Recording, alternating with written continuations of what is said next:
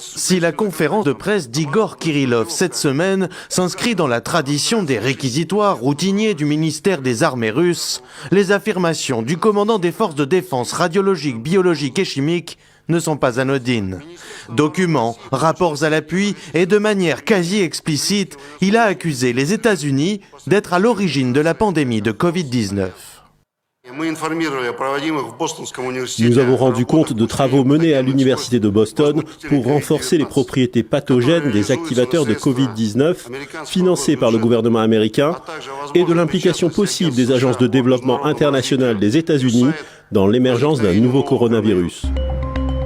Dès les premiers mois de la pandémie, à l'été 2020, Washington, mais aussi Londres ou encore Ottawa, avaient déploré des attaques informatiques visant des agences gouvernementales, lancées par des hackers liés à l'armée russe. Des piratages massifs de plusieurs de leurs centres de recherche sur leur territoire ou à l'étranger.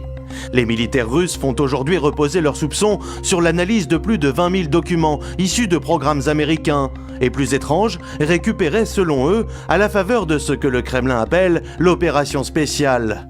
Depuis le début de l'invasion en Ukraine en 2022, Moscou s'est mis à accuser Washington d'y développer des armes biologiques, comme ce jour-là, devant le Conseil de sécurité à New York.